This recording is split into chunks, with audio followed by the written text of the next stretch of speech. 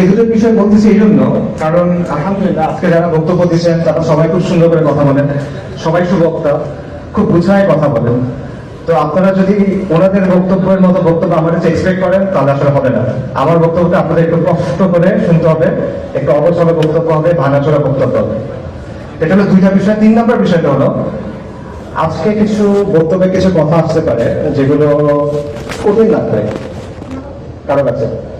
তো এগুলো কারো বিরুদ্ধে যাওয়ার জন্য না বা কারো সমালোচনা করার জন্য, এগুলো বলার একমাত্র কারণ হলো আমি শুরুই মনে করি যে আমাদের বর্তমানের জন্য এবং আমাদের ভবিষ্যতের জন্য, এই কমের জন্য এবং এই জমিনের জন্য এই কথাগুলো বলা দরকার।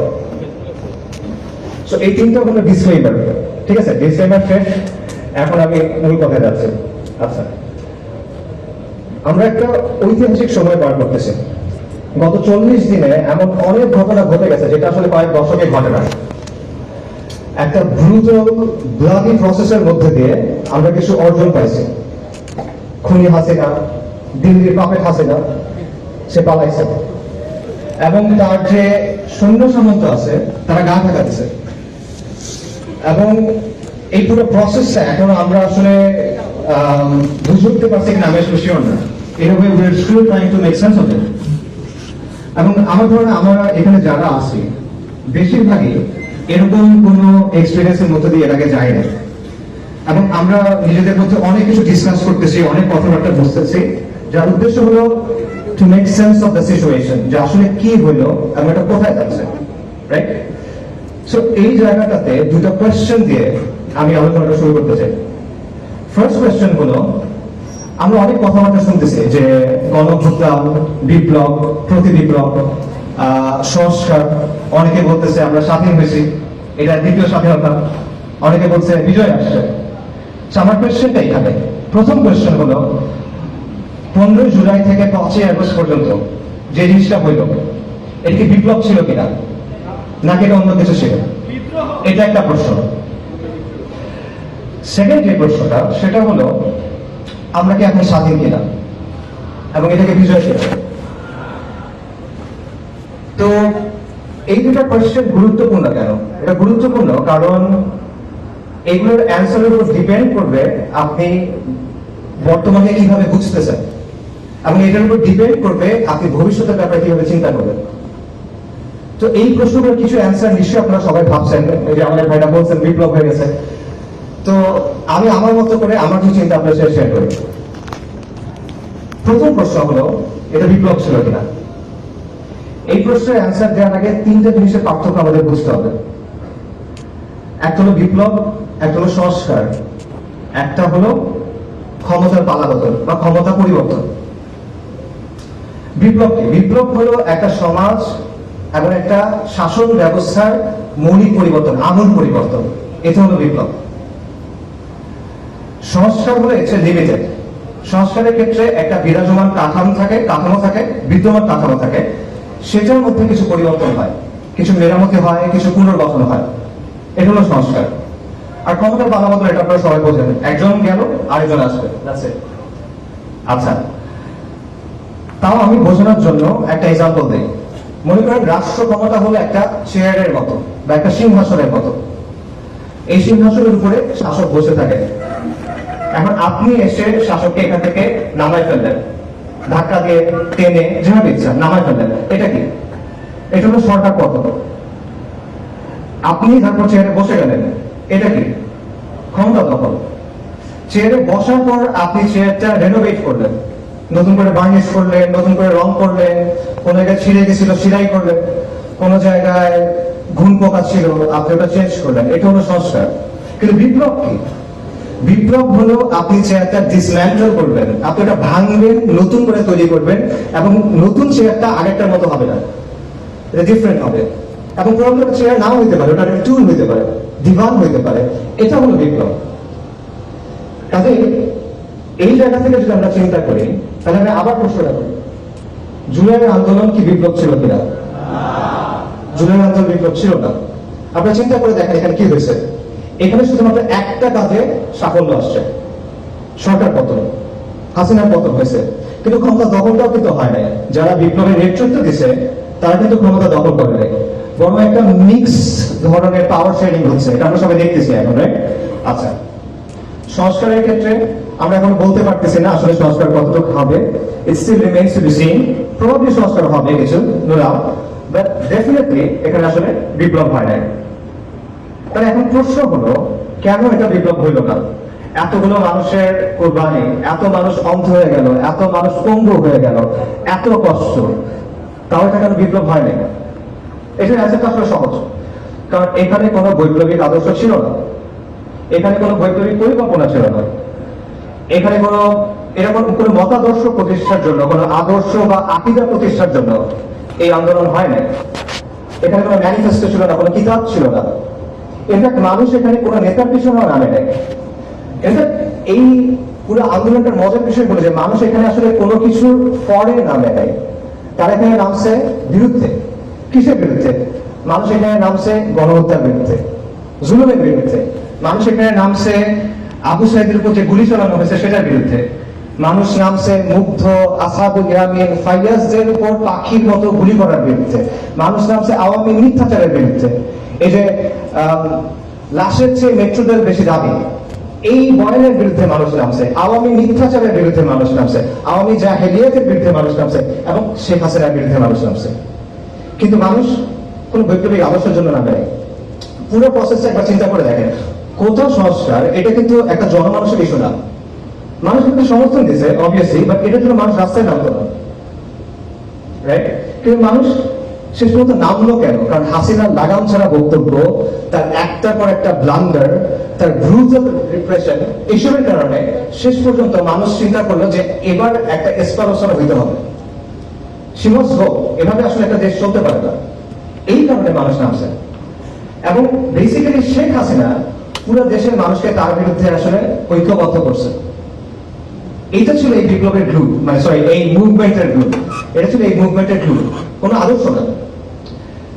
এটা ছিল হাসিনার বিরুদ্ধে একটা গণবিস্ফোরণ, একটা পপুলার আপরাইজিং বেসিক্যালি, যে সহজভাবে আমি বলি। মানুষের দীর্ঘদিনের জমে থাকা যে এই ক্ষোভ, রাগ, এই জুলুম মানুষ সহ্য করতে পারতেছে না, এবং মানুষের মনে হচ্ছে যে এইভাবে আসলে আমরা থাকতে পারবো না। এই কারণে মানুষ রাস্তায় নেমে আসে। এবং আমি কথাটা লিখছি, আমি এটা বারবার বলি, এবং এটা আসলেই বিশ্বাস করি যে এই আন্দোলনের মূল উস্কানি দাতা শেখ হাসিনা, এটার প্রধান সমন্বয়ক শেখ হাসিনা, এটার প্রধান স্থপতি শেখ হাসিনা, এটার প্রধান ইঞ্জিন বা চালিকা শক্তি শেখ হাসিনা। শেখ হাসিনাকে ছাড়া এই আন্দোলন কখনো সরকার পতন দিকে যায় না। আপনারা চিন্তা করে দেখেন, 30শে জুলাই সে যদি সরকার দাবি মেনে নেয়, কি হয় তারপর? সরকার পতন হয়? হয় না সরকার পতন। তাদের ফেরত যেতে হইতো, তখন সব দাবি মেনে নিচ্ছে, এখন তুমি কি করবে? তার ফেরত যেতে হবে। হয়তোবা তারা কয়েক মাস পর নতুন কোনো আন্দোলনে আসতে পারতো, সেটা ডিফারেন্ট কথা, কিন্তু আন্দোলন ওখানে শেষ হয়ে যায়। কিন্তু শেখ হাসিনা কি করলো? সে আলটিমেটলি এটাকে পতনের দিকে নিয়ে গেল। তার যে হিউব্রিস, তার যে অ্যারোগেন্স, তার যে অহংকার, এটা আলটিমেটলি তাকে পতনের দিকে নিয়ে গেল। এবং এইখানে আমি আসলে ফিরআউনের সাথে একটা মিল দেখতে পাই। ফিরআউনের কথা চিন্তা করে যে বনী ইসরাইল যখন লোহিত সাগরের সামনে গেল, মুসা আলাইহিস সালামের পেছনে পেছনে সাগর ভাগ হয়ে গেল, বনী ইসরাইল সাগরের মধ্যে চলে যাচ্ছে। ফিরআউনের কি দরকার ছিল তার পেছনে পেছনে যাওয়ার? সে কি গেইন করতো এখানে? বনী ইসরাইল তো চলে যাচ্ছে, বনী ইসরাইল তার পাওয়ার জন্য কোনো চ্যালেঞ্জ না, বনী ইসরাইল তার সিংহাসন নিতে চায় না। তাহলে সে কেন যাচ্ছে? সে দেখতেছে তার সামনে একটা সমুদ্র লিটারালি ভাগ হয়ে গেছে, একটা সুপার ন্যাচারাল ইভেন্ট তার সামনে ঘটতেছে। সে বুঝতেছে এটা দুনিয়াবি কোনো শক্তির কাজ না। তাও সে কি করতেছে? তার মনে হলো যে না, আমি যাই। এটা কেন? এটা তার অ্যারোগেন্স। সেই তো বলছিল আমার রব্বকুম আ'লা, এটা তার অহংকার, এবং এই অহংকারটাই তার পতন নিয়ে আসছে। এবং সেই ব্যাপারটা আমি বলবো যে শেখ হাসিনার ক্ষেত্রে হয়েছে, আল্লাহ এইভাবেই তার পতনটা রাখছেন।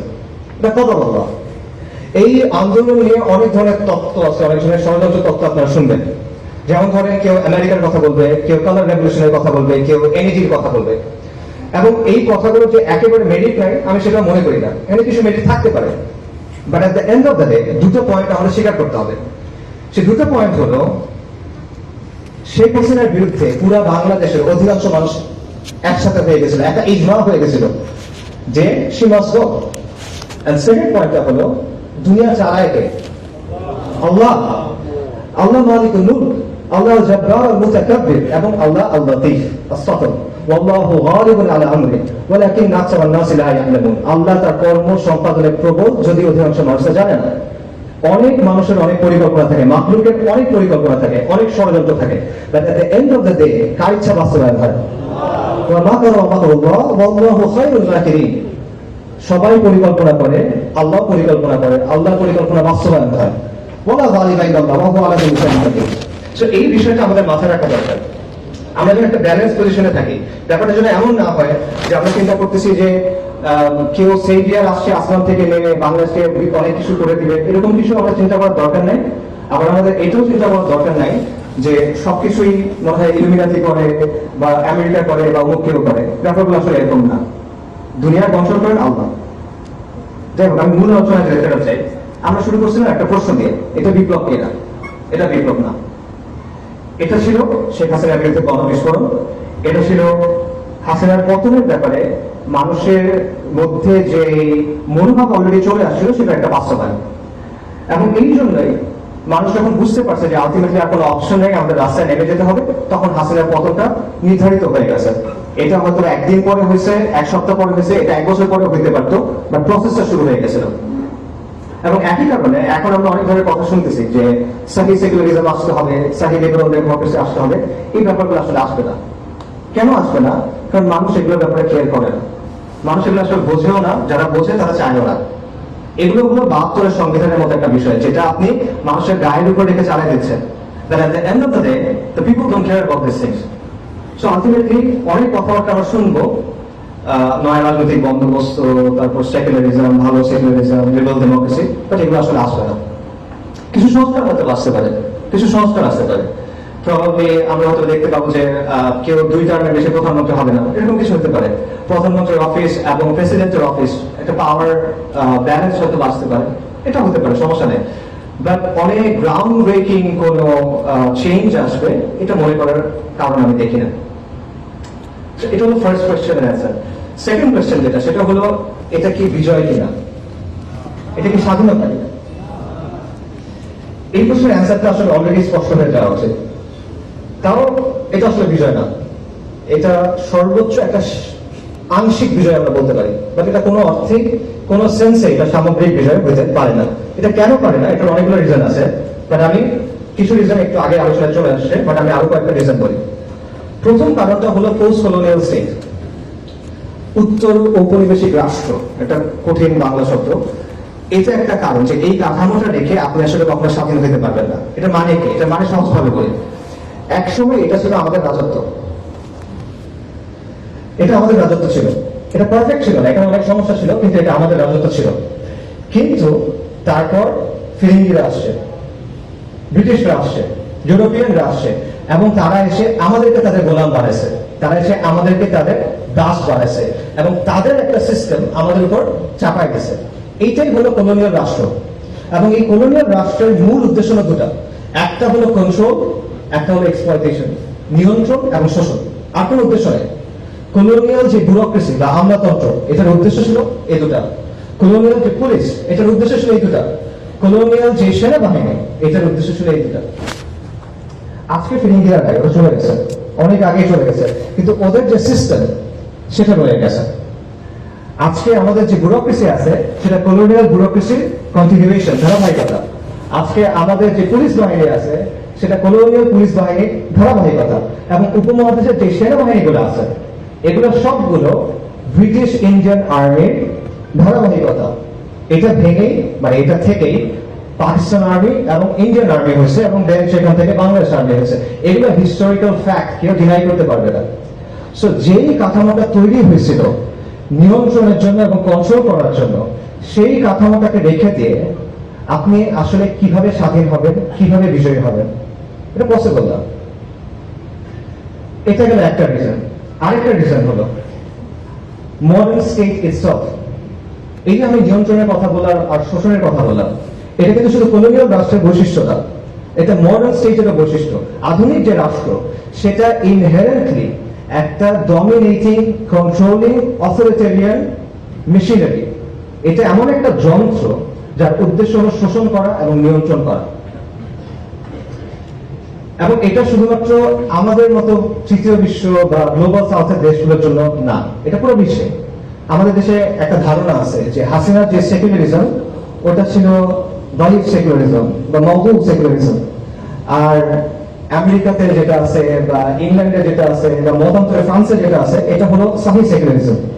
কিন্তু এই যে নিয়ন্ত্রণের ব্যাপারটা, কন্ট্রোলের ব্যাপারটা, এটা সেখানেও আছে।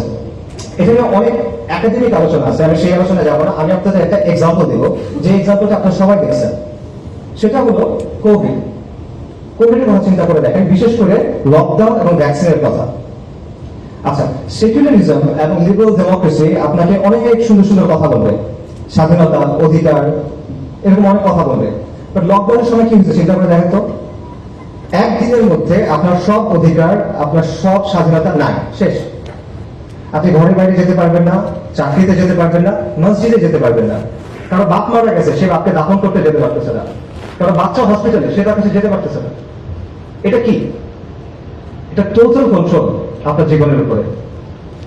এবং আমরা দেখছি যেখানে রাষ্ট্র যত শক্তিশালী সেখানে লকডাউন তত টাইট। আমাদের মতো দেশগুলোতে রাষ্ট্র পুরোপুরি ভাবে অতটা শক্তিশালী না, যেখানে আমরা কিছুটা মুভমেন্টের সুযোগ পাইছি। কিন্তু আপনি যদি ওয়েস্টের দিকে তাকান, দেখবেন সেখানে এক্সট্রিমলি টাইট ভাবে লকডাউনগুলো এনফোর্স করা হয়েছে। তো এই যে লকডাউন, এটা কিন্তু আপনি দেখেন, এটা আপনার সমস্ত অধিকার, স্বাধীনতাকে নিয়ন্ত্রণে নিয়ে ফেলা হলো। এটা একটা ডিপ্রেশন, এটা একটা কর্তৃত্ববাদ, এবং এটা সেকুলার ডেমোক্রেসি গুলাই করতেছে। এবং এর মধ্যে আমরা দেখছি যে দুটো অংশ হয়ে গেছে, যে সাধারণ মানুষ লকডাউনের মধ্যে বাসায় বসে আছে, পাগল হয়ে যাচ্ছে, সর্বশান্ত হয়ে যাচ্ছে। অন্যদিকে এলিট যারা, তারা পার্টি করে বেড়াচ্ছে, এরকম খবর আসছে, ওবামারা পার্টি করে বেড়াচ্ছে, ওদিকে মানুষজন মেন্টাল হেল্পলাইনে ফোন করতে করতে এই হয়ে যাচ্ছে, শরীর হয়ে যাচ্ছে, এরকম একটা অবস্থা। আচ্ছা, এরপর দেখেন লকডাউনের পর কি আসলো? ভ্যাকসিন। ভ্যাকসিন না নিলে আপনি দুনিয়াতে অচল, আপনার ভ্যাকসিন নিতেই হবে। আপনার শরীরের মধ্যে আপনি একটা আনটেস্টেড এক্সপেরিমেন্টাল ড্রাগ নেবেন, এখানে আপনার কোনো সে নাই। আপনাকে বেসিক্যালি কোয়ার্স করা হলো এটা নেওয়ার জন্য, নইলে আপনি হজও যেতে পারবেন না, এরকম একটা অবস্থা, তাই না? তো এর যে টোটাল কন্ট্রোলটা কি হইতে পারে? এটা কোনো মেটাফরিক্যাল কন্ট্রোল না, এটা কোনো রূপক কন্ট্রোল না, এটা রিয়েল কন্ট্রোল। আপনার চলাফেরাকে কন্ট্রোল করতেছে, আপনার শরীরের মধ্যে আপনি কি দিবেন সেটাকে কন্ট্রোল করতেছে। এবং এই সব কিছু কি করতেছে? সেকুলার রাষ্ট্র। যে সেকুলার রাষ্ট্র সাপোজিটলি আপনাকে কি দেয়? স্বাধীনতার অধিকার দেয়। এটা হলো তার অবস্থা। আধুনিক রাষ্ট্রের যে তত্ত্ব, এটার অন্যতম জনক বলা হয় থমাস হবসকে, ব্রিটিশ ফিলোসফার। থমাস হবস রাষ্ট্রকে কল্পনা করছিল লেভায়াথান হিসেবে। লেভায়াথান মানে কি? লেভায়াথান হলো একটা পৌরাণিক জীব, একটা মিথোলজিক্যাল, একটা মিথিক্যাল ক্রিচার। বাইবেলে এটার কথা আছে। এটা হলো একটা সামুদ্রিক জীব যেটার আকার অত্যন্ত বড়, এটাকে হারানো যায় না, এটা এতটা বড়, ওভারকাম করা পসিবল না। তো হবস রাষ্ট্রকে চিন্তা করছিল একটা দানবীয় শক্তি হিসেবে, এবং বাস্তবে তাই হয়েছে। রাষ্ট্র একটা দানবীয় শক্তিতে পরিণত হয়েছে, একটা সর্বব্যাপী ভয়ঙ্কর দানবেশে পরিণত হয়েছে, যে নিজেই আইন বানায়, যে নিজেই আইনের ব্যাখ্যা করে, এবং যে নিজেই আইনের প্রয়োগ করে। রাষ্ট্রের উপরে কোনো রেফারেন্স নাই, সবার উপর রাষ্ট্র সত্য, তাহার উপর নাই। রাষ্ট্র হলো আলফা এন্ড দি ওমেগা, এরকমই অবস্থা।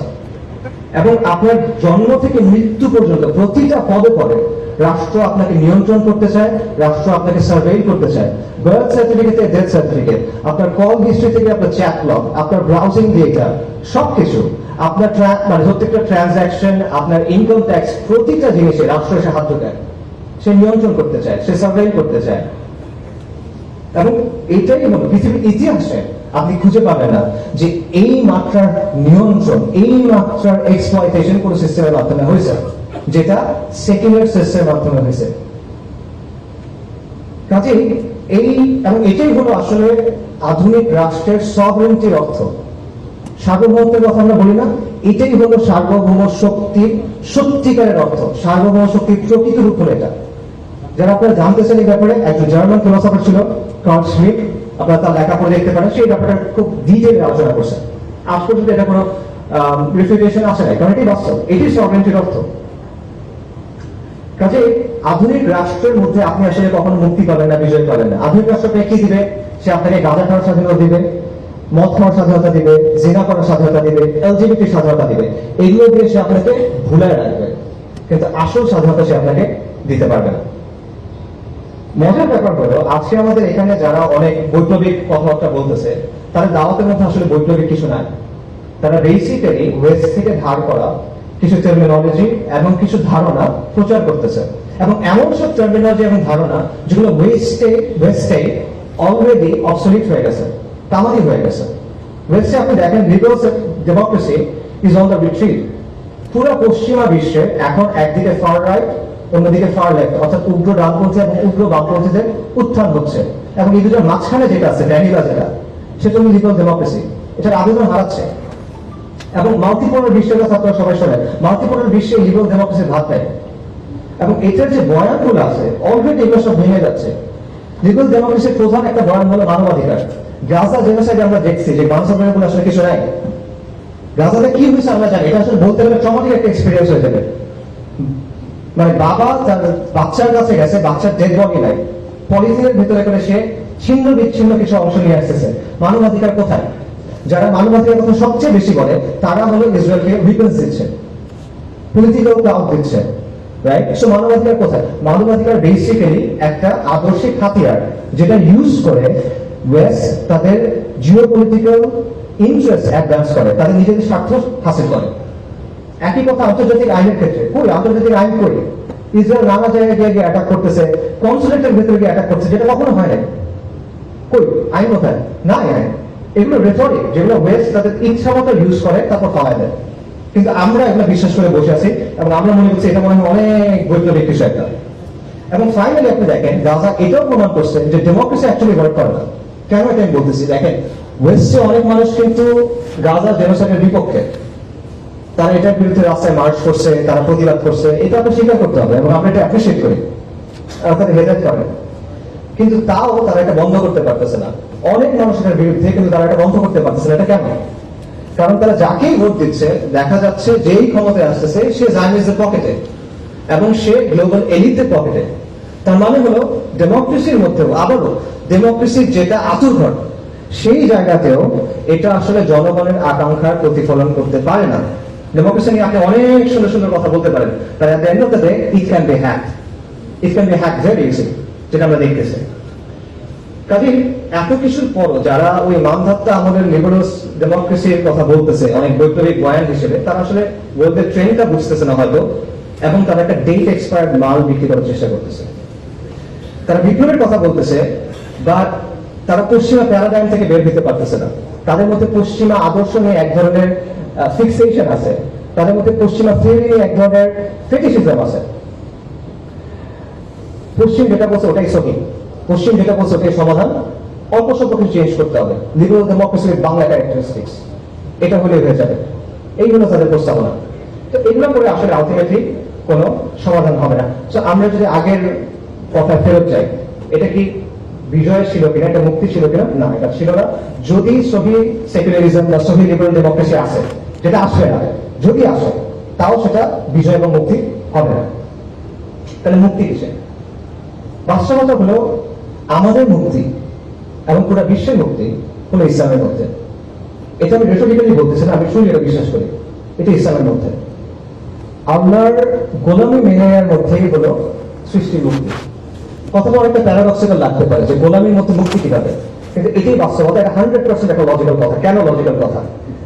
কারণ হলো দুনিয়ার বাস্তবতা হলো দুনিয়াতে আসলে সত্যিকার অর্থে কোনো ফ্রিডম নাই। এখানে অ্যাবসলিউট কোনো ফ্রিডম হয় না। প্রত্যেকটা ব্যবস্থায় আপনার কারো না কারো আনুগত্য স্বীকার করে নিতে হয়, আপনার কিছু না কিছুর উপর ঈমান আনতে হয়, কোন না কোনো বিষয়কে আপনার ধ্রুব সত্য হিসেবে স্বীকার করতে হয়। এটা থেকে আপনি বের হতে পারবেন না। ভ্যালু নিউট্রাল কোনো সিস্টেম হয় না, নিরপেক্ষ কোনো সিস্টেম হয় না। প্রত্যেকটা সিস্টেমের মধ্যে একটা না একটা রব থাকে যেটাকে মেনে নিতে হয়। এবং অ্যাবসলিউট আমরা মানে এর কথা বলে ফ্রিডম অফ স্পিচের কথা বলে, অ্যাবসলিউট ফ্রিডম অফ স্পিচ বলে কিছু নাই, অ্যাবসলিউট স্বাধীনতা বলে কোনো কিছু নাই। প্রত্যেকটা স্বাধীনতা হলো একটা বাউন্ডারির মধ্যে দেওয়া স্বাধীনতা। দাবা খেলার সময় চিন্তা করেন, যখন আপনি কেউ যদি দাবা খেলে, সে দাবা খেলার নিয়ম মেনে যে কোনো চাল দিতে পারে, কেউ নিয়ম সে চেঞ্জ করতে পারে না, নিয়মটা মেনে তাকে খেলার টেবিলে বসতে হয়। সেম জিনিস, যে কোনো সিস্টেমে ওই সিস্টেমের নিয়ম মেনে আপনি স্বাধীন, কিন্তু এই নিয়মগুলো আপনি চ্যালেঞ্জ করতে পারবেন না। কাজে প্রকৃত অর্থে আসলে কোনো স্বাধীনতা নাই। মানুষ প্রত্যেকটা সিস্টেমে কারো না কারো সামনে চেষ্টা করে। আমরা করতেছি না, আধুনিক মানুষ করতেছে না। আধুনিকতা আপনাকে রাষ্ট্রের গোলাম বানাইছে, আপনাকে মুক্ত বাজারের গোলাম বানাইছে, আপনাকে নকশের গোলাম বানাইছে। কাজেই ইসলাম ছাড়া বাকি যা কিছু আছে সবকিছু হলো গায়রুল্লাহর গোলামি করা, আর ইসলাম হলো আল্লাহর গোলামি করা। তা আপনি কার গোলামি করবেন? আপনি মানুষের গোলামি করবেন, মাখলুকের গোলামি করবেন, নাকি আপনি আল্লাহর গোলামি করবেন? সত্যিকারের মুক্তি হলো গায়রুল্লাহর ইবাদত থেকে বের হয়ে এসে এক আল্লাহ দাসত্ব মেনে নেওয়া। যখন আপনি এটা করবেন তখন আমরা মানুষ হিসেবে আমাদের যে কসমিক রোল, আমাদের যে মহাজাগতিক ভূমিকা আল্লাহ আমাদের জন্য ঠিক করে দিচ্ছেন খলিফা হিসেবে, তখন সেটা আমরা পালন করতে পারবো। তখন আমরা পুরো সৃষ্টির সাথে হারমোনিতে আসতে পারবো। আধুনিকতা প্রকৃতিকে ডমিনেট করতে চায়, কন্ট্রোল করতে চায়, এটা করতে গিয়ে সে ক্লাইমেট ক্যাটাস্ট্রফি করে করছে। কিন্তু আপনি যখন আল্লাহর দাসত্ব মেনে নেবেন তখন আপনি এটার সাথে হারমোনিতে আসতে পারবেন। এখানেই আপনি প্রকৃত মুক্তি পাবেন। এটা ছাড়া সত্যিকার অর্থে কোনো স্বাধীনতা নেই। আপনার জিডিপি যত হোক, আপনার যতগুলো মেট্রো রেল থাকুক, আপনার যত মাথা পিছনে যত ইচ্ছা হোক, আপনার রাস্তা যত সুন্দর হোক, মুক্তি নেই। কমফোর্ট আছে, মুক্তি নেই। এখানে আরেকটা কোয়েশ্চেন আছে, সেটা হলো ইসলাম কিভাবে? আমি যদি বলি যে আলটিমেটলি মুক্তি হলো ইসলামে, তাহলে প্রশ্ন আসলে ইসলাম কিভাবে? তো এই কোয়েশ্চেনের অ্যান্সারটাও আমি প্রথম কোয়েশ্চেনের সাথে ট্যাগ করতে চাইব। প্রথম কোয়েশ্চেনে আমরা তিনটা বিষয় নিয়ে কথা বলছিলাম: সরকার বদল, সংস্কার আর বিপ্লব। এখন এক এক করে আমাকে বলেন দেখি, সরকার পতনের মাধ্যমে কি ইসলাম আসবে? না, আসা সম্ভব নয়। একটা সরকার গিয়ে আরেকটা সরকার আসবে, আসলো তো ইসলাম আসবে না। আচ্ছা আমাকে বলেন, সংস্কারের মধ্য কে আসবে কিনা, মধ্য দিয়ে আসবে কিনা? সংস্কারের মধ্যে আসা সম্ভব না, কারণ আপনি যে সিস্টেমটার মধ্যে আছেন সেটা হলো একটা সেকুলার লিবারেল, একটা সেকুলার ব্যবস্থা। এই ব্যবস্থাটা মৌলিকভাবে ইসলামের সাথে সাংঘর্ষিক। এখন আপনি কিভাবে সংস্কার করে করে এটাকে ইসলামে নিয়ে যাবেন? পসিবল না। আমি আপনাকে এক্সাম্পল দিই। সংস্কারের সবচেয়ে বহুল ব্যবহৃত পদ্ধতি কি? ডেমোক্রেসি। ডেমোক্রেসি হলো ইনহেরেন্টলি একটা রিফর্মিস্ট অ্যাপ্রোচ, একটা রিফর্মিস্ট মেথড। ডেমোক্রেসিতে কি করা হয়? একটা ব্যবস্থার মধ্যে মৌলিক বিষয়গুলোর ব্যাপারে আমরা একমত, এর মধ্যে আমরা কিছু পরিবর্তন আনতে চাই, কিছু বিষয়ে মত পার্থক্য আছে, এগুলো আমরা সলভ করতে চাই। এই জায়গায় ডেমোক্রেসি কাজ করে, এবং ডেমোক্রেসি কাজ করে ইনক্রিমেন্টাল বা গ্র্যাজুয়াল চেঞ্জের মাধ্যমে। এখন আপনি আমাকে বলেন, আপনি কিভাবে অ্যাকচুয়ালি এই প্রসেসে সেকুলার রাষ্ট্র থেকে ইসলামের ব্যবস্থায় যাবেন? আমি একটা বাংলাদেশের এক্সাম্পল দিই। বাংলাদেশে যে ইসলামী দলগুলো আছে যারা ডেমোক্রেটিক পদ্ধতিতে অংশগ্রহণ করছে, তাদের সবার ভোট যদি আপনি মেলান কোন একটা নির্বাচনে, 30টার মতো আসনও তারা পায় নাই, লেস দেন 30, 300টার মধ্যে লেস দেন 30, লেস দেন 10%। ওকে, আচ্ছা, তার মানে তারা যে এককভাবে ক্ষমতা যাবে এটা আসলে ফিজিবল না। বাট তর্কের ক্ষেত্রে আমি ধরলাম এটা হইল, মনে করেন বাংলাদেশের কোনো একটা ইসলামী দল অথবা সবগুলো ইসলামী দলের কোনো একটা জোট তার 160টা আসন পেয়ে গেল, ক্ষমতায় গেল, আলহামদুলিল্লাহ, অনেকে বলে ফেলবে ঠিক আছে গেল। তারপর কি হবে? তারপর কি হবে? তারপর কিভাবে ইসলাম আনবেন আপনি? আপনি সংবিধান পরিবর্তন করে করে আনবেন? পসিবল না। কি পরিবর্তন করবেন? আপনার সংবিধান আপডেট করতে হবে। এটা শপথ নিয়ে আপনি গেছেন। আপনি যদি বলেন যে ঠিক আছে সংবিধানের মধ্যে আপনি লিখে দিলেন যে কোরআন সুন্নাহ বিরোধী কোনো আইন করা হবে না, তাহলে হয়ে গেল শরিয়া আইন? না, হবে না। এর চেয়ে অনেক সুন্দর সুন্দর কথা পাকিস্তানের সংবিধানে আছে, চমৎকার চমৎকার সব কথাবার্তা আছে, but at the end of the day ওটা স্টিল একটা সেকুলার রাষ্ট্র। কাজে সংস্কারের মাধ্যমে আপনি চেষ্টা করতে পারবেন না। এবং দেখেন এই যে আমরা যে আলোচনাগুলো শুনতেছি বিপ্লব গণ অভ্যুত্থান নিয়ে, এখানে কিন্তু এই কথাগুলো আসতেছে যে গণ অভ্যুত্থানের বৈধতা আপনি সংবিধান থেকে পাবেন না, গণ অভ্যুত্থান করতে হলে সংবিধানের বাইরে গিয়ে করতে হবে। এই কথাগুলো আসতেছে না? নতুন গঠন করতে হলে পুরনো সংবিধান দিয়ে হবে না। তো আপনি যদি এতটুকু কাজ সংবিধানের মধ্যে না করতে পারেন, আপনি সেকুলারিজম থেকে ইসলামী ব্যবস্থায় যাবেন, সেটা আপনি কেমনি সংবিধানের মধ্যে দিয়ে করবেন বা কেমনি এই প্রসেসের মধ্যে করবেন? এটা আনরিয়ালিস্টিক, ইট ইজ পসিবল না, ইম্পসিবল। এখানে আরো অনেকগুলো বিষয় আসলে আছে, অত কথা বলেন না, সময় হয়ে যাচ্ছে। দুটো পয়েন্ট বলি। আপনি দেখেন মিশরে, আলজেরিয়াতে ইসলামিস্টরা ক্ষমতায় আসছিল, কিন্তু ডিপ স্টেট তাদের বিরুদ্ধে কু করছে, তাদেরকে সরাই দিয়েছে। তিউনিসিয়াতে সেম জিনিস হয়েছে, কিন্তু তিউনিসিয়াতে যারা ক্ষমতায় আসছিল তারা ইসলামিস্ট ছিল না, তারা ছিল সাবেক ইসলামিস্ট যারা পরবর্তীতে লিবারেল ডেমোক্রেট হয়েছে, তাদেরকেও ভুল করে সরাই দিয়েছে। এবং এই ব্যবস্থায় যারা গেছে তারা নিজেরা চেঞ্জ হয়ে গেছে। 1980-র দশকে অনেকগুলো মুসলিম দেশের ইসলামী মুভমেন্ট গুলা অনেক তর্ক বিতর্কের পর একটা সিদ্ধান্ত নিয়েছিল যে ঠিক আছে আমরা ইসলাম কায়েমের জন্য ডেমোক্রেটিক পদ্ধতি ইউজ করব। এটার উদ্দেশ্য কি? আমরা ক্ষমতায় যাব, তারপর আমরা ধীরে ধীরে ইসলাম কায়েম করার চেষ্টা করব। ভালো উদ্দেশ্য। তারপর কি হয়েছে? 40 বছর পর হয়েছে যে আমরা দেখতেছি যে তারা নিজেরা এখন ইসলামের রাষ্ট্রের কথা বলে না। এটা অনেকেই, সবাই না, অনেকেই এটা এখন কি বলে? এখন তারা বলে কল্যাণ রাষ্ট্রের কথা, ওয়েলফেয়ার স্টেট, প্লুরালিজমের কথা। এরা এখন বলে যে লিবারেল ডেমোক্রেসির কথা। অর্থাৎ তারা সিস্টেমে ঢুকছিল সিস্টেমটা চেঞ্জ করার জন্য, সিস্টেমের জায়গায় আছে, তারা চেঞ্জ হয়ে গেছে। এটা অবস্থা। তো সংস্কারের মধ্যে দিয়ে আসলে এইভাবে এই পরিবর্তন সম্ভব না। বাস্তবতা হলো আপনি যদি সেকুলার ব্যবস্থা থেকে যে ট্রান্সফরমেশনটা প্রয়োজন ইসলামী ব্যবস্থায় যাওয়ার জন্য, সেটার জন্য প্রয়োজন বৈপ্লবিক পরিবর্তন এবং রেভলিউশনারি মিনস। এটি বাস্তবতা। এবং এটা শুধু একটা ইসলামের ক্ষেত্রে প্রযোজ্য না, এটা যে কোনো ব্যবস্থার ক্ষেত্রে প্রযোজ্য। যখন পৃথিবীতে রাজতন্ত্রের বদলে রিপাবলিক আসে, তখন সেটা বৈপ্লবের পদ্ধতির মাধ্যমে আসে, বৈপ্লবিক পদ্ধতির মাধ্যমে আসে, এবং এটা একটা ঐতিহাসিকভাবে প্রমাণিত সত্য। এটা এমন একটা কনক্লুশন যেটা অ্যাভয়েড করা সম্ভব না। আপনি ধাপে ধাপে চিন্তা করেন। আপনি যদি মুসলিম হন, আপনাকে শরিয়া চাইতে হবে, নন নেগোসিয়েবল। কেউ মুসলিম যে শরিয়া চায় না, এটা পসিবল, এটা কুফর। কেউ যদি মনে করে ইসলামের চেয়ে ওই জিনিসটা বেটার, কেউ যদি মনে করে ইসলামের চেয়ে ওই জিনিসটা অগ্রাধিকার পাওয়ার মতো, কেউ যদি মনে করে দুটো সমান, এটা কুফর আনবো। অর্থাৎ যদি মুসলিম হয় তাকে শরিয়া চাইতে হবে। আর সেকুলার ব্যবস্থা মৌলিকভাবে ইসলামী ব্যবস্থাটা সাংঘর্ষিক, এই দুটা কো এক্সিস্ট করতে পারে না। একটা একটাকে ডমিনেট করার চেষ্টা করবে, সেটা হবে না। আচ্ছা, এবং আমরা দেখতেছি যে সেকুলার ব্যবস্থাকে সংস্কারের মাধ্যমে চেঞ্জ করে করে আপনি আলটিমেটলি ইসলামী ব্যবস্থায় যেতে পারতেছেন না। তাহলে অপশন কি বাকি থাকে? একটা বৈপ্লবিক পরিবর্তন ছাড়া আপনার আর কোনো অপশন বাকি থাকে না। কিন্তু বৈপ্লবিক পরিবর্তন নিয়ে আসলে আমাদের মধ্যে অনেক ভুল ধারণা আছে। বাস্তবতা হলো যে আমাদের চিন্তা ভাবনাগুলো আসলে বেশিরভাগ সময় খুব রেটরিক ভিত্তিক। আমরা ঢালাও কথাবার্তা বলি, আমরা অনেক আবেগ কথাবার্তা বলি, আমরা অনেক জজবার কথা বলি, কিন্তু আমরা দলিল, আদিল্লা, রিয়ালিটির অ্যানালিসিস, লজিক এগুলোর দিকে তাকাই না।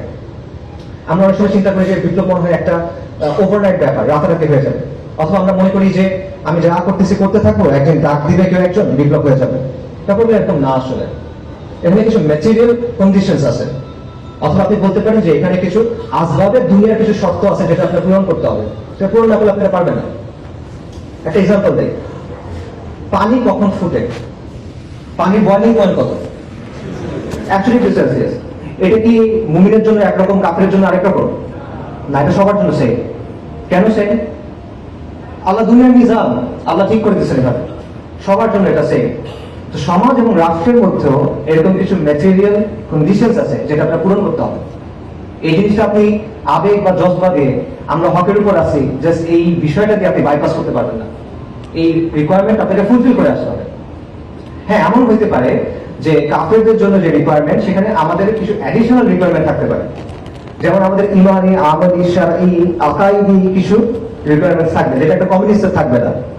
কিন্তু ম্যাটেরিয়াল রিকোয়ারমেন্ট সেম, এটা আপনার লাগবে। তো এটা বাইপাস করে আপনি আসলে বৈপ্লবিক পরিবর্তনের দিকে যেতে পারবেন না। এটা না করে আপনি যদি শুধু বলেন যে আমার ইমান আছে, আমার অনেক জজবা আছে, আমরা তো হকের উপর আছি, এভাবে হবে না। এটা তাওয়াক্কুলের ভুল বুঝ। বাস্তবতা হলো বৈপ্লবিক পরিবর্তন একটা লম্বা, জটিল, রুক্ষ প্রক্রিয়া, কঠিন একটা প্রক্রিয়া। এর মধ্যে নানা ধরনের জটিলতা আছে এবং এটার মধ্যে মাল্টি স্টেজ আছে, মানে মাল্টিপল স্টেজেস আছে, একাধিক স্টেজ আছে। ব্যাপারটা এভাবে চিন্তা করেন, মনে করেন আপনি কালকে আম খেতে চান, আপনি আজকে গাছ লাগালেন, তো হবে? হবে না। আপনি কালকে আম খাইতে চান, আপনি আজকে গাছ লাগালেন, হবে না। কালকে তো ফল আসবে না। একটা লম্বা প্রসেসের মধ্যে দিয়ে যাওয়ার পর ফল আসবে। তো আপনি ওভারনাইট এটা চাইতে পারেন না যে আমি আজকে গাছ লাগাবো, কালকে ফল আসবে, হয় না। আচ্ছা, আরেকটা জিনিস চিন্তা করেন, মনে করেন আপনার প্রতিবেশী, তার বাসায় জামের গাছ আছে এবং তার বাসার গাছে জাম ধরছে, সে জাম পাড়তেছে। মানে আপনি তার কাছে গিয়ে বললেন আমাকে আম সত্য বানিয়ে দাও, আমাকে আমের শরবত বানিয়ে দাও, ম্যাঙ্গো স্মুদি দাও। এটা হয়? ইট ডাজন্ট ওয়ার্ক লাইক দ্যাট। যে বীজ বুনছে ফসল তার, যেই বীজ বোনা হয়েছে ওটাই আসবে। আম গাছে তো জাম হবে না। একটা সেকুলার আন্দোলন হয়েছে, সেকুলারদের নেতৃত্বে একটা আন্দোলন হয়েছে, অথবা একটা ইস্যু ভিত্তিক আন্দোলন হয়েছে, আন্দোলন শেষ হয়ে গেছে। এখন আপনি তার কাছে গিয়ে বললেন যে আমাকে খিলাফা দাও, শরিয়া দাও। It doesn't work like that. সে কেন আপনাকে দিবে? আপনি কে? তার কষ্টের পরিশ্রম সে আপনাকে কেন দিবে? আর সে যদি দেয়, ধরে সে দিল, সে যেটা দিল ওটা কোন জিনিস যেটা আপনি চাচ্ছেন না, সেটা জাম, আপনি আম চাচ্ছেন, রাইট? সেটা আসলে হয় না। এই বিষয়গুলো আমাদের বোঝা দরকার। তাহলে করণীয় আসলে কি? আমি এখানে আবার এক্সাম্পলে ফেরত চাই। একজন ভালো কৃষক কি করে? একজন ভালো কৃষক প্রথমে জমিটাকে তৈরি করে, আগাছাগুলো দূর করে, লাঙল দেয়, তারপর সে বীজ করে। তারপর সে আস্তে আস্তে এটাকে বড় করে, সার দেয়, পানি দেয়, কীটনাশক দেয়, তারপরে ফল আসবে কিনা একটা নিশ্চিত না, কিন্তু নানা কারণে ফল না আসতে পারে, পোকায় খেয়ে ফেলতে পারে, মরক ধরতে পারে, অনেক কিছু হতে পারে। এখানে একটা মানে একাধিক স্টেজ আছে। এই রেভলিউশনারি চেঞ্জের ক্ষেত্রে এই ব্যাপারটা আছে, এখানে একাধিক স্টেজ আছে, এবং এর মধ্যে প্রথম স্টেজ যেটা লালন দেওয়ার যে স্টেজ, সেটা হলো একটা প্রজন্ম তৈরি করা, সমাজের মধ্যে সেটা পিপাসা তৈরি করা, সমাজের কাছে এটা একটা ভায়াবল অপশন হিসেবে নিয়ে আসা। এবং এটা 2-5 বছরের কাজ না, এটা একটা ডেকেডস লং প্রজেক্ট, এটা আপনি বাইপাস করতে পারবেন না। এবং এটা কিন্তু একটা স্টেজ, এরপরে আরো স্টেজ আছে। আপনি লাঙ্গল দিচ্ছেন শুধু, এরপর বীজ বুনতে হবে, গাছটা আস্তে আস্তে বড় করতে হবে, সার দিতে হবে, এটসেট্রা এটসেট্রা। তো এটা একটা মাল্টি স্টেজ প্রসেস এবং একটা লং টার্ম প্রসেস, এই বিষয়টা আমাদের বোঝা দরকার। এটা রাতারাতি অর্জন করার কিছু না, এবং কেবল জজবা দিয়ে, কেউ রেটরিক দিয়ে, জেনেরিক কিছু কথা বলে, গরম গরম স্লোগান দিয়ে বা ভক্তি দিয়ে আমি অমুককে অনুসরণ করি, উনি বলছেন তারা এটা ঠিক, এভাবে জিনিসটা হবে না, দুনিয়া এভাবে চলে না। তো এই ধরনের পরিবর্তনে আসলে আরো অনেক কথা বলার সুযোগ আছে, বাট ওই দিকে আর না যাই, সময় যেহেতু নাই। আমি যেটা বলবো সেটা হলো যে আপনি সংস্কারের পথ বেছে নেবেন না বৈপ্লবিক পরিবর্তনের পথ, এটা আপনার ডিসিশন, এটা আমি আপনাকে বলে দিব। আমি শুধু আপনাকে এইটুকু বলবো যে ডিসিশনটা ভেবে চিন্তে নেন, বুঝে শুনে নেন, এবং সৎ হন নিজের সাথে এবং অন্যের সাথেও সৎ হন। ধরেন কেউ মনে করলো যে আসলে সংস্কারের পদ্ধতি দিতে হবে, কারণ বাংলাদেশের যে জিওপলিটিক্যাল লোকেশন, আমাদের সমাজের যে অবস্থা, আমাদের প্রতিবেশী দেশ, এরকম অনেকগুলো বিষয় আছে যার কারণে এখানে আসলে বৈপ্লবিক পরিবর্তন সম্ভব না। এটা করতে গেলে লাভের চেয়ে ক্ষতি বেশি হবে। তাই আমি যেটা করবো, আমি অল্প সংখ্যক ভালোর জন্য চেষ্টা করবো, সংস্কারের কিছু চেষ্টা করব। আমার উদ্দেশ্য হবে মুসলিমদের স্বার্থ সংরক্ষণ করা, আমার উদ্দেশ্য হবে আমার মারুফ নাহি আনিল মুনকার। ঠিক আছে, এটা একটা ভার্বাল পজিশন হয়তো হইতে পারে। আপনি এই পজিশন যদি নেন, তাহলে আপনার দায়িত্ব হলো নিজের কাছে স্বীকার করা এবং মানুষের কাছে বলা যে এটা আমার পদ্ধতি, এই পদ্ধতি ইসলাম আসবে না, এটা আপনার বলতে হবে। আপনি সংস্কারের পদ্ধতি নেবেন, কিন্তু আপনি বলবেন যে আমি বিপ্লব করতেছি, এটা হলে হবে না। আপনি এমন কোন প্রতিশ্রুতি দিবেন না যেটা আপনি ডেলিভার করতে পারবেন না। Don't promise something that you can deliver, right? এটা ধোঁকাবাজি, পিওর ধোঁকাবাজি। এই জিনিসটা করে দেন। আপনি বলে যে না আমি পারবো না, আমি একটু জানি ভাই, আমি একটু করছি, আই ক্যান রেসপেক্ট দ্যাট, কিন্তু যেটা নাই ওটা বলে লাভ নেই। একইভাবে আপনি যদি বৈপ্লবিক পথ নেন, তাহলে রেটরিক্যাল আলাপ, ভক্তির আলাপ, এই জিনিসপত্রগুলো ছেড়ে দিয়ে আপনি প্র্যাকটিক্যাল রিয়েলিস্টিক আলাপে আসেন, আপনি ম্যাটেরিয়াল কন্ডিশনগুলো নিয়ে চিন্তা করেন, ঠিক আছে? এবং এইসব চিন্তা বাদ দেন যে মনে করেন হঠাৎ কোন একটা ঘটনা ঘটবে, হঠাৎ ডাক আসবে আর আমরা সবাই রাস্তায় নেমে যাবো, ইনকিলাব ইনকিলাব, ইন্তিফাদা ইন্তিফাদা, না। এটা লম্বা প্রসেস, এটা আগে বলতেছিলাম। কাজে মোট কথা হলো যে সংস্কার বা বিপ্লব আপনি যেই পথে নেন, it's your choice, no problem. বা বুঝে শুনে নেন, নিজের অবস্থানের ব্যাপারে সৎ হন, ধোঁকাবাজি করে না, মানুষের সাথে না, নিজের সাথে না, তরুণদের সাথে না। এটা অনেক বড় একটা দায়। এই দায় নিয়ে আপনি আলোচনা দাঁড়াতে চান না আসলে। আচ্ছা, একটা কথা দিয়ে শেষ করি, সেটা হলো যেটাই আপনি পছন্দ করেন, সংস্কার অথবা বিপ্লব, দুটার ক্ষেত্রে আপনার আসলে একটা কাজ করতে হবে। যদি আপনি চান আগামীর বাংলাদেশে ইসলাম শক্তিশালী হোক, তাহলে আপনি যে তরিকায় নেন, আপনার একটা কাজ করতেই হবে, এটা না করলে হবে না। সেই কাজটা কি? এটাও একটা প্রশ্ন দিয়ে বলি, আমাদের সমাজে সেন্ট্রাল কনফ্লিক্ট কি? আমাদের সমাজের প্রধান দ্বন্দ্ব কি? প্রধান দ্বন্দ্ব কি আমি বোঝাই। মনে করেন রাসূলুল্লাহ সাল্লাল্লাহু আলাইহি ওয়াসাল্লাম যখন নবুয়ত পাইলেন, তখন পৃথিবীতে কিন্তু অনেক ঘটনা ঘটতেছিল। রোমান আর পার্সিয়ানদের মধ্যে যুদ্ধ চলতেছিল, ব্যাপক যুদ্ধ, অনেক বছর ধরে। আরবের বিভিন্ন রাজাদের মধ্যে যুদ্ধ চলতেছিল। জাজিরাতে কুরাইশের বিভিন্ন গোত্রের মধ্যে রেষারেষি চলতেছিল, এটা আমরা জানি, বনু উমাইয়া, বনু হাশিম, নানা কাহিনী। আফ্রিকাতে অনেক সাম্রাজ্য ছিল, তাদের মধ্যে যুদ্ধ চলতেছিল। এই সময় মাঝখানে আপনি যদি ওই সময় একটা পেপার পাইতেন, মনে করেন ওইখানে আসলে রাসূলুল্লাহ সাল্লাল্লাহু আলাইহি ওয়াসাল্লামের নিউজটা যখন নবুয়ত পাইছেন, এটা কোথায় আসতো? মনে করেন 8 নাম্বার পেজে ছোট্ট একটা ইঞ্চি করে একটা খবর আসতো, তাই না? কিছু না আসলে মনে করতে মানুষ।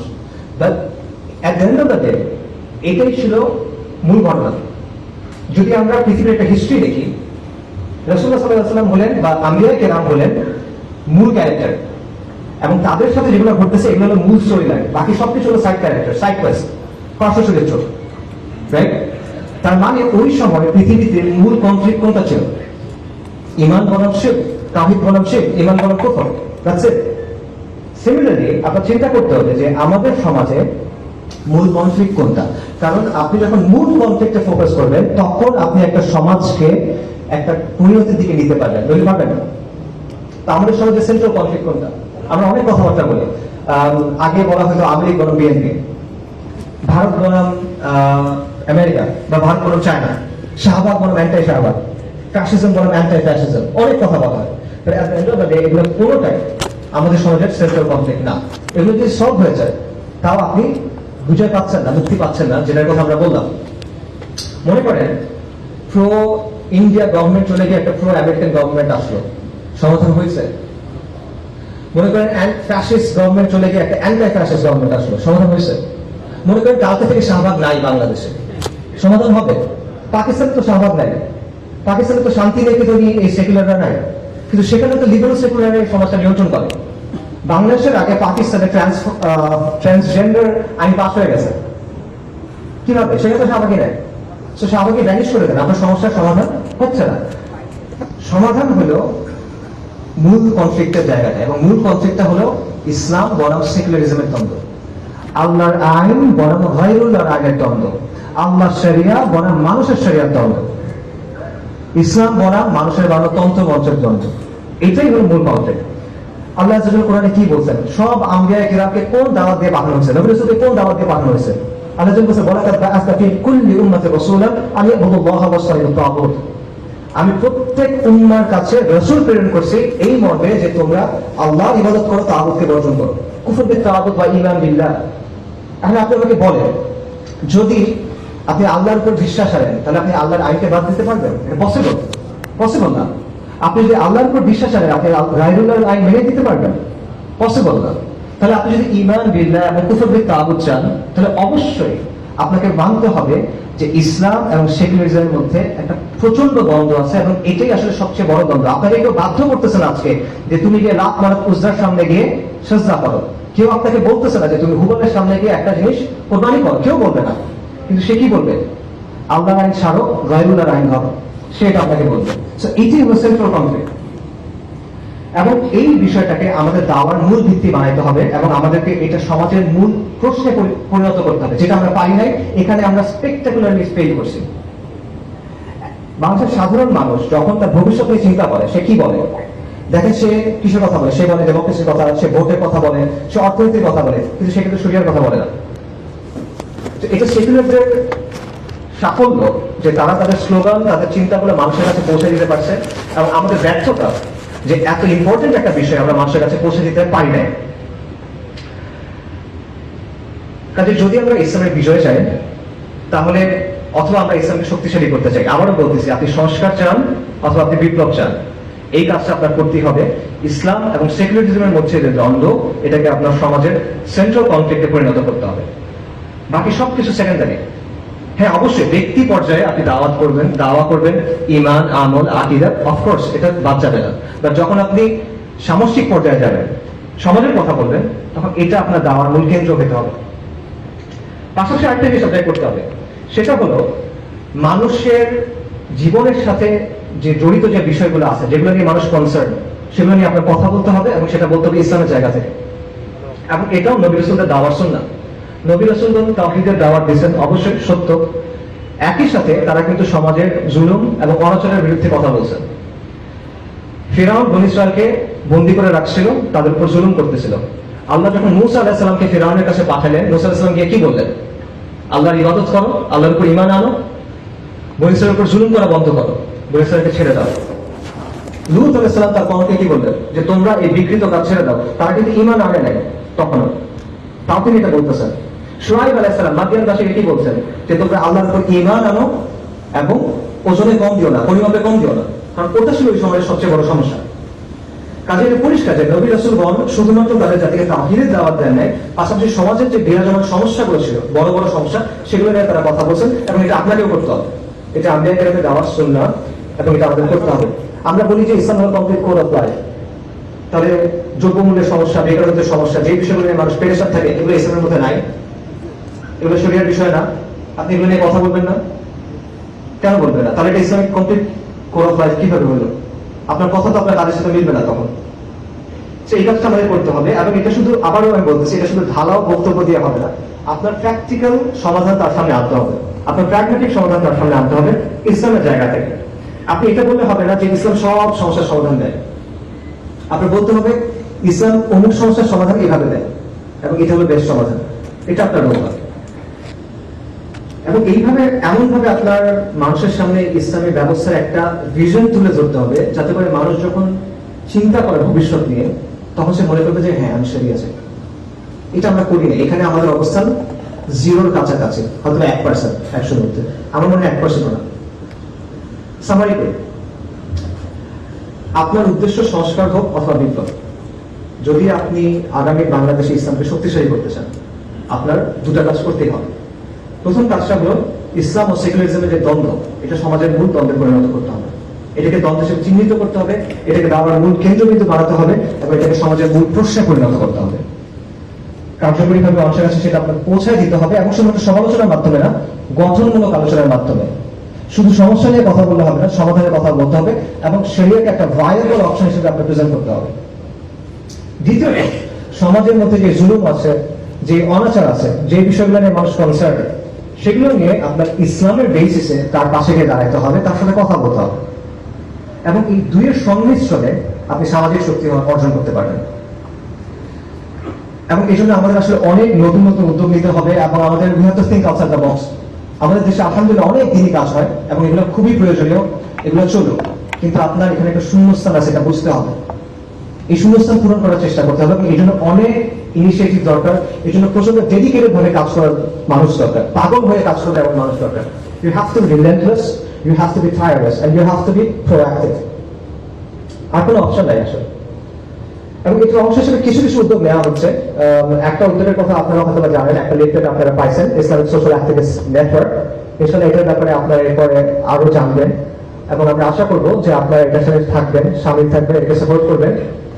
এর পাশাপাশিও আসলে আরো অনেক ধরনের উদ্যোগ দরকার, এবং এখানে অনেক যোগ্য মানুষ আছেন, জ্ঞানীগুণী মানুষ আছেন। আমি বলবো আপনারা সবাই এই বিষয়গুলো চিন্তা করেন, আপনার কাজ করতে হবে। কাজ করার সময় এখন, এরপরে এটা আপনি আর পাবেন না। It's not now then when. এখন যদি কাজ না করেন কখন করবে? যদি আপনি না করেন তাহলে কে করবে? আমার কথা এতক্ষণ শোনার জন্য সবাইকে ধন্যবাদ। আমি স্পেসিফিক্যালি সিআরপি এবং রফিককে ধন্যবাদ জানাবো অ্যারেঞ্জ করার জন্য। আর জুলাই আন্দোলনের সময় এবং এই বন্যার সময় আমাদের যারা মারা গেছেন, আমরা তাদের সবার রুহের মাগফিরাত কামনা করি। ওয়া আখিরু দাওয়ানা আলহামদুলিল্লাহি রাব্বিল আলামিন। আসসালামু আলাইকুম ওয়া রাহমাতুল্লাহি ওয়া বারাকাতুহু।